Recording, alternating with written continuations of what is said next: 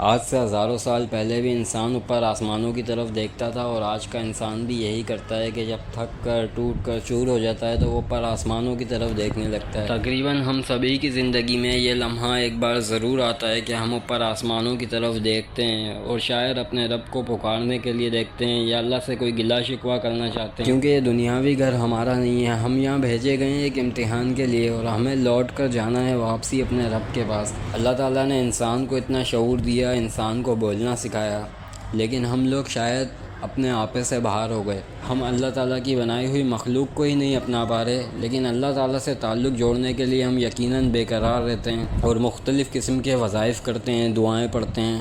مطلب کہ اللہ تعالیٰ سے تعلق جوڑنے کے لیے انسان بے قرار ہے، لیکن اللہ تعالیٰ کی مخلوق سے دل میں بغض رکھتا ہے۔ اللہ تعالیٰ کی بنائی ہوئی مخلوق سے وہ نفرت کرتا ہے، اللہ تعالیٰ کی بنائی ہوئی مخلوق سے وہ حسد رکھتا ہے۔ آج کے اس بدلتے دور میں ہر انسان اپنی ایک انفرادی زندگی گزارنا چاہتا ہے، جس میں کسی کا عمل دخل نہ ہو۔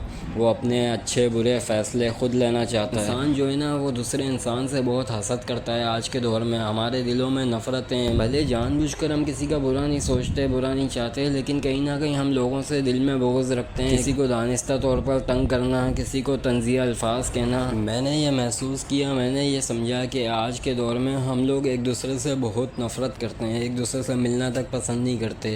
کوئی عید کا تہوار آ جاتا ہے یا کسی کے گھر کوئی انتقال ہو جاتا ہے، کوئی فوتگی ہو جاتی ہے تو ہماری ملاقات ہو جاتی ہے آپس میں۔ اکثر اوقات ایسا بھی ہوتا ہے کہ کبھی عید کا موقع بھی ہوتا ہے تو جب بھی ہم لوگ کترا رہے ہوتے ہیں کہ یار عید پر اس سے عیدی نہ ملنی پڑ جائے، اس سے سلام دعا نہ کرنی پڑ جائے، ایک دوسرے سے کٹ رہے ہوتے ہیں، کترا رہے ہوتے ہیں۔ مطلب کہ ہمارے دلوں میں بغض ہے، کینہ ہے، نفرتیں ہیں۔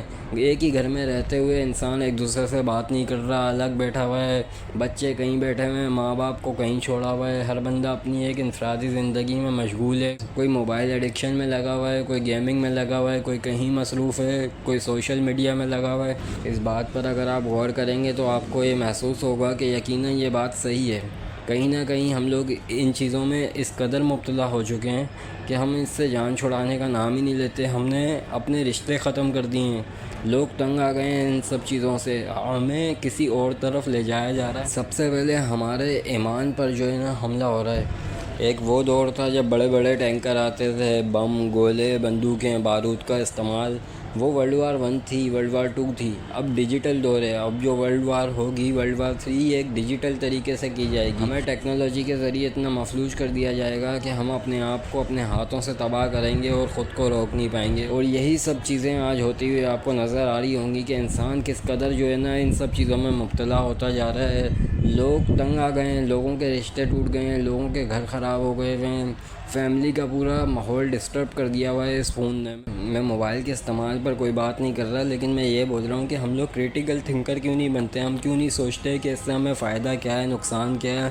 ہم اپنے آپ پر کوئی اینالائزس کیوں نہیں کرتے کہ ہم نے کہاں جانا ہے، کون سا راستہ صحیح ہے، کون سا غلط ہے؟ آپ غور کر دیکھیں پچھلے 8 سے 10 سال میں کتنی تباہی آئی ہے اس موبائل کی وجہ سے۔ فیملی ریلیشنز کے اندر ہر چیز میں، بچوں میں، بڑوں میں، ہر بندہ ایک دوسرے سے الگ ہے، ہر بندہ اپنی ایک الگ زندگی گزارنا چاہتا ہے اور کسی کو کسی سے کوئی مطلب نہیں ہے۔ مطلب کہ ہمارا ایمان بھی کمزور ہو گیا، ہماری فیملی بھی ٹوٹ گئی، فیملی سسٹم ہی توڑ دیا نا اس موبائل نے۔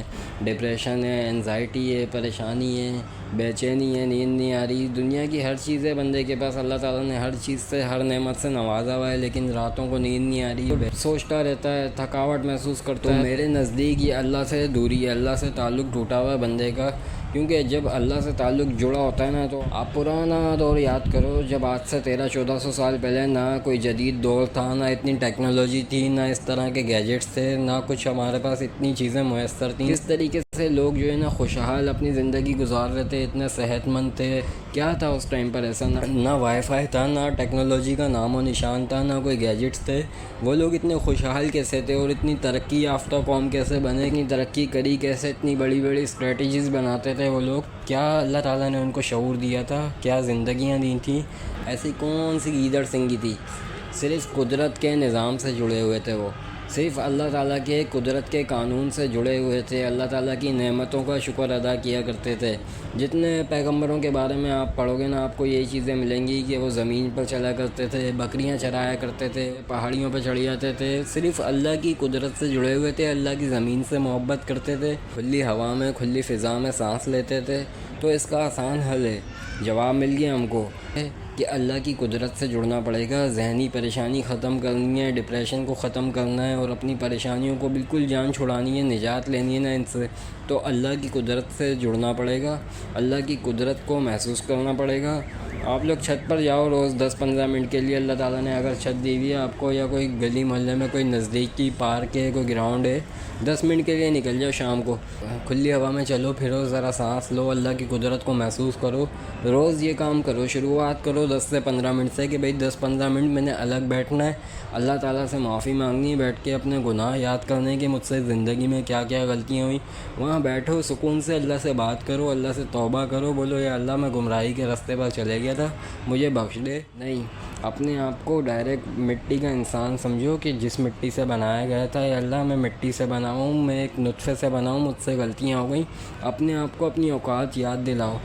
دیکھنا جب اس طریقے سے معافی مانگو گے نا، پہلے دن ہی آپ کو اتنا اچھا محسوس ہوگا کہ آپ کا دل خوش ہو جائے گا۔ میری کوئی بات اچھی لگی ہو، میری طرف سے آپ تک کوئی اچھا میسیج پہنچاؤ تو دوسروں کو بھی پہنچائیے گا۔ جزاک اللہ، اللہ حافظ۔